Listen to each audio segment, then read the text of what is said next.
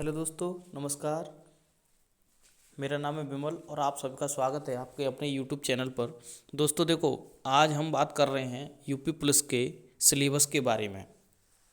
देखिए, काफ़ी important topic है ये और 60,000 से भी अधिक वैकेंसी आई हुई है और देखने को मिल रहा है कि अ, अब तक 25 लाख के लगभग यहाँ पर फॉर्म भरने की आशंका थी, लेकिन माना जा रहा है कि यह आंकड़ा और भी ऊपर जा सकता है। तो दोस्तों, सबसे पहली बात तो ये है कि इस परीक्षा में महत्वपूर्ण टॉपिक जो हैं 4 हैं प्रमुख रूप से। उनको अगर अच्छे से पढ़ लिया जाए तो परीक्षा में सफल होना कोई बड़ी बात नहीं है। एक अच्छे नंबर्स ऑफ वैकेंसी आई हुई है, तो अगर ये मौका अगर बनाना चाहते हैं तो आप सभी को अच्छे से मेहनत करनी होगी, डट के मेहनत करनी होगी और एक सिलेबस का हर एक टॉपिक अच्छे से क्लियर होना चाहिए। तो दोस्तों, सबसे पहले तो देखते हैं यहाँ पर पाठ्यक्रम, लिखित परीक्षा का पाठ्यक्रम। तो देखिए दोस्तों, सबसे पहला टॉपिक है सामान्य ज्ञान। जैसे मैंने मुख्य रूप से बताया कि 4 भाग हैं इस परीक्षा के। तो सबसे पहला सामान्य ज्ञान है, फिर दूसरा है सामान्य हिंदी और तीसरे नंबर पर संख्यात्मक एवं मानसिक योग्यता और चौथे नंबर पे यहाँ पे आती है मानसिक अभिरुचि, बुद्धिलब्धि एवं तार्किक क्षमता। यानी अगर हम मेन रूप से अगर किसी चीज़ को देखें, इनको हम आसान भाषा में समझें तो ये समझ लीजिए सामान्य ज्ञान, सामान्य हिंदी यानी सामान्य ज्ञान यानी जीके, जीएस मान लीजिए। सामान्य ज्ञान क्या, यहाँ पे तो काफ़ी विस्तार से सिलेबस को दिया हुआ है, तो ये सामान्य अध्ययन ही कहा जाएगा। सामान्य अध्ययन के साथ साथ सामान्य हिंदी, मैथमेटिक्स जो कि अर्थमेटिक जो हमारा होता है, नॉन टेक्निकल मैथमेटिक्स है, और रीजनिंग। मुख्य रूप से ये 4 ही टॉपिक हैं। इनको अगर विस्तार से देखें तो देखिए, सामान्य ज्ञान में सामान्य विज्ञान, भारत का इतिहास, भारतीय संविधान, भारतीय अर्थव्यवस्था एवं संस्कृति, भारतीय कृषि, वाणिज्य एवं व्यापार, जनसंख्या, पर्यावरण एवं नगरीकरण, भारत का भूगोल, विश्व का भूगोल और प्राकृतिक संसाधन, उत्तर प्रदेश की शिक्षा संस्कृति और सामाजिक प्रथाओं के संबंध में विशिष्ट जानकारी, उत्तर प्रदेश में राजस्व, पुलिस व सामान्य प्रशासनिक व्यवस्था, मानवाधिकार, आंतरिक सुरक्षा तथा आतंकवाद, भारत और उसके पड़ोसी देशों के बीच संबंध, राष्ट्रीय तथा अंतर्राष्ट्रीय महत्व के सामसायिक विषय, राष्ट्रीय एवं अंतर्राष्ट्रीय संगठन, विमुद्रीकरण और उसका प्रभाव, साइबर क्राइम, वस्तु एवं सेवा कर पुरस्कार और सम्मान, देश, राजधानी, मुद्राएं, महत्वपूर्ण दिवस, अनुसंधान एवं खोज, पुस्तक और उनके लेखक, social media, communication. Means that सामान्य अध्ययन में एक भी ऐसा टॉपिक नहीं है जो कि इम्पोर्टेंट ना हो। सारे के सारे टॉपिक इम्पोर्टेंट हैं, सबको पढ़ के जाना है।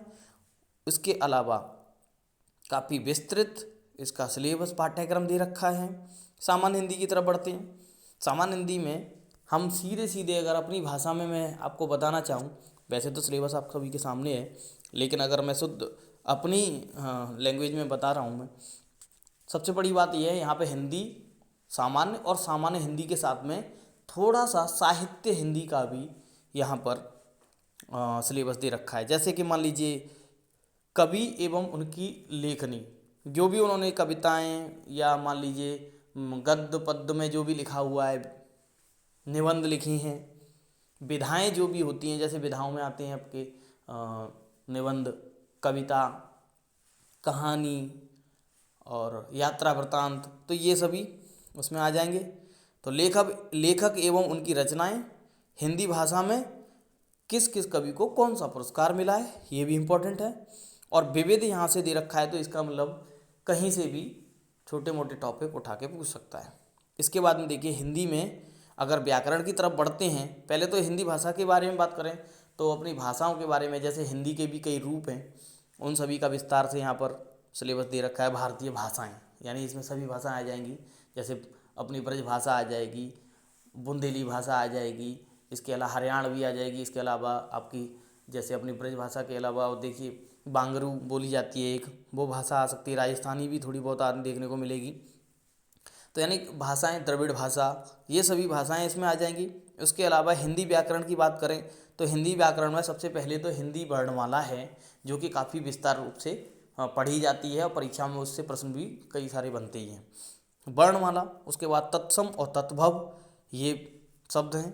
पर्यायवाची शब्द, विलोम, अनेकार्थक यानी कि एक ही शब्द के कई अर्थ निकलते हैं। वाक्यांशों के स्थान पर एक शब्द, यानी कि वो वन वर्ड सब्स्टिट्यूशन जो होता है इंग्लिश में, वही है ये। समरूपी, भिन्नार्थक, यानी उसका अलग अलग डिफरेंट अर्थ निकलना, देखने में समान लगना, ऐसा शब्द। अशुद्ध वाक्यों को शुद्ध करना। और व्याकरण में देखिए लिंग, वचन, कारक, जो कि संज्ञा के अंतर्गत आते हैं। सर्वनाम, विशेषण, क्रिया, काल, वाच्य, यानी पैसे वॉइस, एक्टिव वॉइस जो होते हैं वाच्य में आते हैं। अव्यय, उपसर्ग, प्रत्यय, प्रीफिक्स और सफिक्स हैं ये। संधि, इसके अलावा समास, विराम चिन्ह, मुहावरे एवं लोकोक्तियाँ, रस एवं छंद, अलंकार आदि। इसके बाद में यहाँ पर एक इम्पोर्टेंट टॉपिक जो है अपठित बोध, यानी हम लोग जानते हैं एक पैसेज आता है, उसको पढ़ के क्वेश्चनों के आंसर देने होते हैं, तो वो है ये। इसके अलावा मैंने ये नीचे वाले टॉपिक जो मैं पहले ही क्लियर कर दिए थे। देखिए आगे देखते हैं संख्यात्मक एवं मानसिक योग्यता।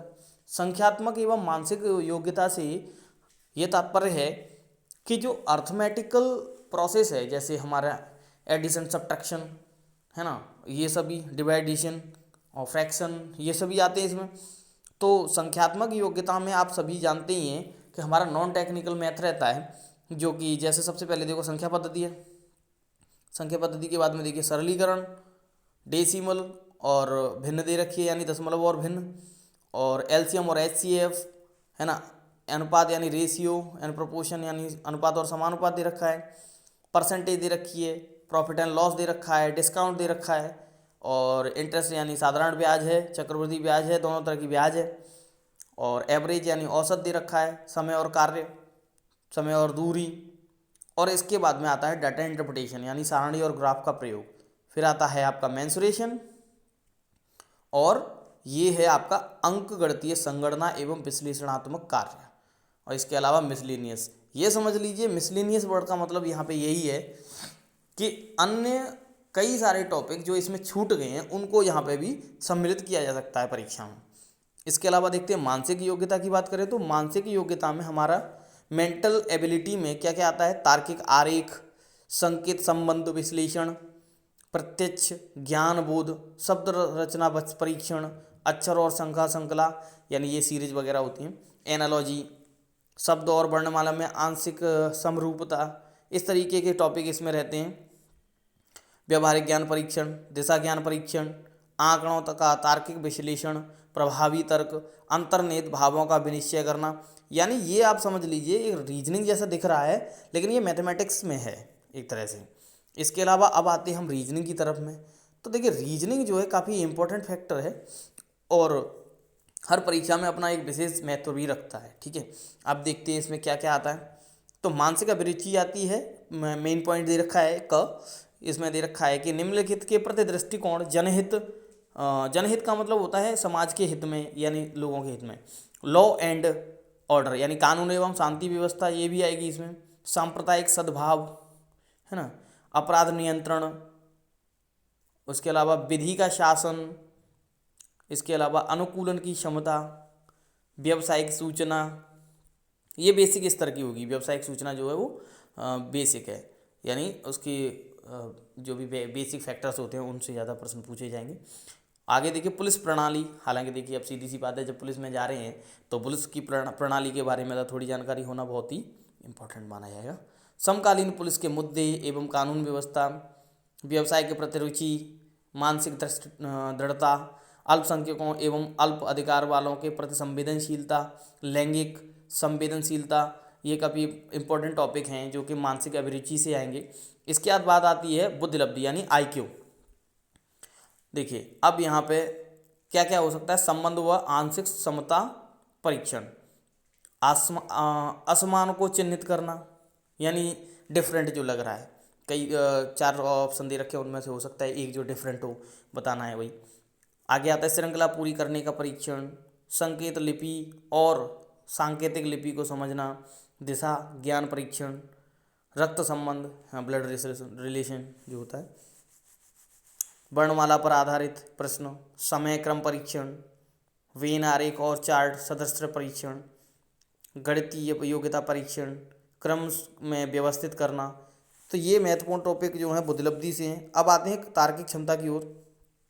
तो देखिए तार्किक क्षमता में क्या क्या है, समरूपता एनालॉजी जो आती है, इसके बाद डिफरेंसेस और खाली स्थान भरना, समस्या को सुलझाना, विश्लेषण निर्णय, निर्णायक क्षमता, दृश्य स्मृति, विभेदन क्षमता, पर्यवेक्षण, संबंध, अवधारणा, अंकगणितीय तर्क, शब्द और आकृति वर्गीकरण, अंकगणितीय श्रृंखला, और लास्ट वाला है अमूर्त विचारों व प्रतीकों तथा उनके संबंधों से सामंजस्य की क्षमता। दोस्तों ये जो तार्किक क्षमता है इसमें एनालॉजी और डिफरेंस को देख छोड़ करके बाकी के जैसे समझ लीजिए कि आपको सिचुएशन बेस्ड क्वेश्चन पूछे जाएंगे कि ऐसी परिस्थिति में क्या करना चाहिए, तो निर्णय लेने की क्षमता के बारे में है ये।